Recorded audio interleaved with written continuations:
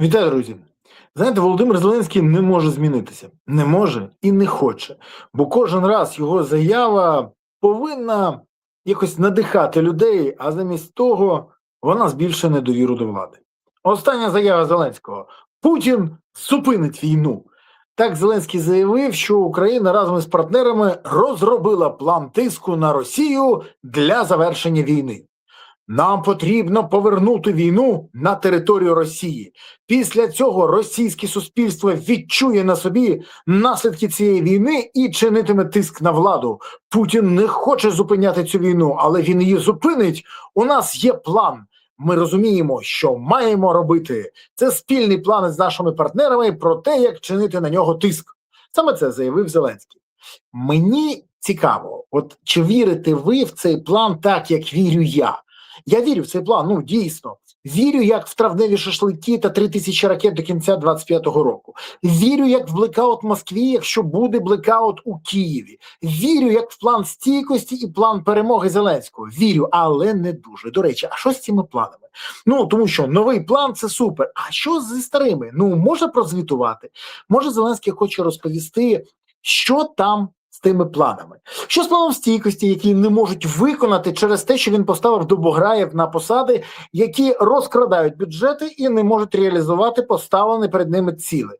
Може він пояснить, чому план перемоги, який він презентував в парламенті, виявився нікчемним. А може він пояснить, де ті 3000 ракет, які він теж анонсував в парламенті майже 2 роки тому. Бо анонс був, обіцянка була, а де ці ракети? Треба ж пояснити, що пішло не так, чому цей план взагалі не реалізувався. Тому і я зараз не вірю цим планам і гучним заявам. Бо вечірніми відосиками, гучними заявами та порожніми обіцянками Путіна не дотиснути. А дій від Зеленського поки ми не дочекаємось. Ба більше того, як він каже, треба повернути війну на територію Росії. Найкраще повертати труни російських окупантів. Але щось я не бачу, щоб Зеленський почав займатися питаннями, які можуть вирішити цю проблему. Збільшити кількість втрат Росії через активні дії всередині країни, які можуть змінити ситуацію на краще. Бо тут важливо зрозуміти, що, давайте відверто казати, право нести, маячню відверто, право нести маячню і мовчати про те, хто такий, наприклад, Вова, для якого будують династії, поряд з Єрмаком, Міндічем і Чернишовим, це право забезпечують Зеленському наші військовослужбовці. А також героїзм ЗСУ та допомога партнерів. То може час йому зрозуміти, що досить брехати, нести маячню і не визнавати своїх помилок, бо, відверто, це варто зробити для того, щоб дійсно примусити Путіна зупинити війну. Бо коли Зеленський заявляє, наприклад, розвідка повідомила Зеленському, це ж гучніше звучало, ніж що інше, що Росія планує восени мобілізувати сотні тисяч людей. А Зеленський записав після цього відосик із констатацією цього факту, без жодних думок або рішень щодо цього. І як він буде на це реагувати, а разом з ним і країна, якою він керує. Просто повідомив, що є така інформація. З таким самим успіхом він міг повідомити, що зранку сонце сходить, а після зими приходить весна. Констатація факту, але користі від цього нуль. Що мав зробити президент, а не шоумен? По-перше, повідомити, що він реально починає займатися питаннями мобілізації, закликати всіх своїх прихильників, публічно закликати їх мобілізуватися. А також звернутися до небайдужих, хто повинен зрозуміти, що це потрібно державі. І, до речі, Зеленський має пояснити при цьому, що потрібні не лише люди в піхоту, навпаки, усі інші потрібні, від дроноводів і дронщиків до ремонтників, від діловодів до айтівців, від зв'язківців до водіїв. І зразу після цього почати в Україні загальнонаціональну мотиваційну інформаційну кампанію.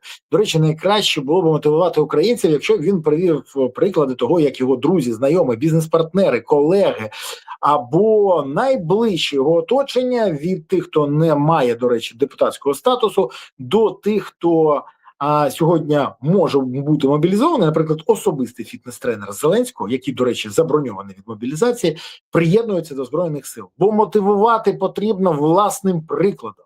Коли я служив в Збройних силах України, я закликав приєднуватись і мав на це право. Зеленський може мати право, навіть попри те, що він 4-разовий ухилянт, але якщо найближчі люди до нього теж приєднаються до Збройних сил України. І це треба робити, щоб отримати бажаний результат. Ба більше того, він повинен повідомити, що найближчими тижнями будуть запроваджені нарешті терміни служби і запровадити їх. Не лише пообіцяти, а й виконати обіцянку.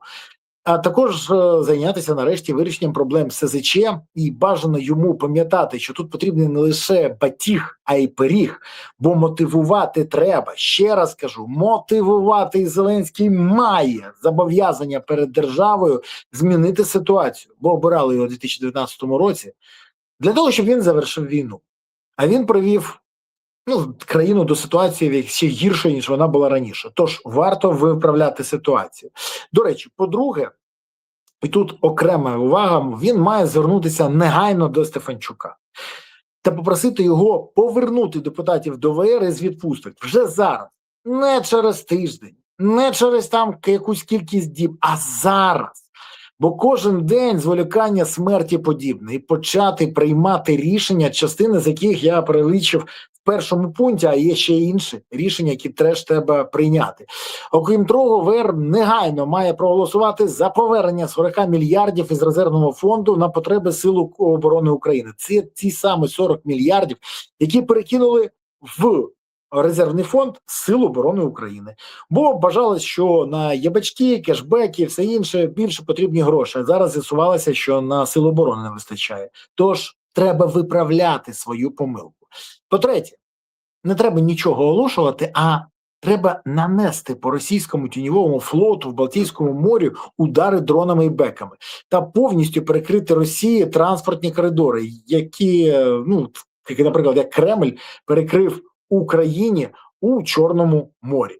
Також закумулювати дрони і нанести удар по Москві тисячами дронів, 2-3 тисячі дронів, щоб дійсно досягнути результату. Не піздюкати, а обіцяти блекаут у Москві, а створити його. Одночасно нанести удар по портах, де відвантажується нафта, та по НПЗ. Бо давно на Росії не було потрібних Україні черг за паливом. Вони є, але не такі масштабні, як були нещодавно. Тож треба масштабувати удари по НПЗ, але тут дуже важко, бо Зеленський вже щось пообіцяв Венсу не бити по НПЗ. Цікаво. А росіяни пообіцяли, наприклад, не бити по енергосистемі України, не бити по мирних містах і взагалі закінчити війну. Якщо закінчити війну, то тоді все налагодиться само по собі. І останнє.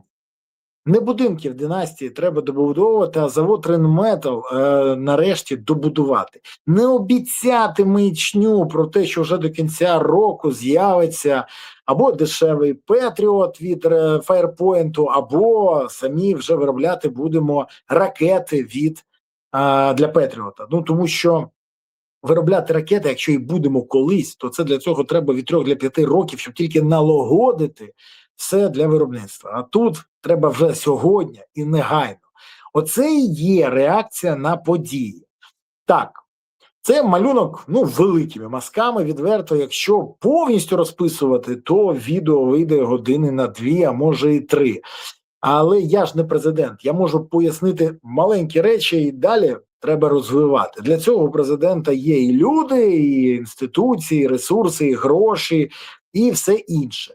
Єдине, що він щось не хоче робити, а я не президент, тому не можу. І тому обмежусь цим відео, бо це фактично керівництво до дій, що треба робити для того, щоб не трендіти, а реально змінити ситуацію на краще. А Володимир Зеленський має вже не відосики знімати, а діяти. І діяти в інтересах України, а не кооперативу «Династія». Тоді і результат буде геть інший. А за основу можна взяти те, що я зараз записав, за основу. Бо це база, а з іншого, треба вже розписувати ширше. Якщо не можуть боротись самі, хай звертаються. Я пораджу тих, хто зможе. Ех, І треба тоді буде взяти і зробити. Не обіцяти, а саме зробити. Так має діяти президент. Президент, який хоче, щоб ситуація змінилася на краще, а не тільки обіцяє черговий план і чергові травневі шашлики чи 3000 ракет. Зміни можна досягнути не словами, а справами. Тож, дійте, пане президенте, якщо можете. А я хочу подякувати всім тим, хто дивиться цей ефір, хто підписався, поставив вподобайки, прокоментував, поширив відео. Це окрема вам подяка за те, що ви робите. І, як завжди, дякую, що підтримуєте ЗСУ, донатите на ЗСУ, приєднуйтесь до ЗСУ, допомагаєте ЗСУ. Бо ЗСУ – це запорука того, що Україна є майбутнє. Тож гуртуємо всі навколо потреб ЗСУ, щоб у України було гідне майбутнє. Дякую вам. Па-па.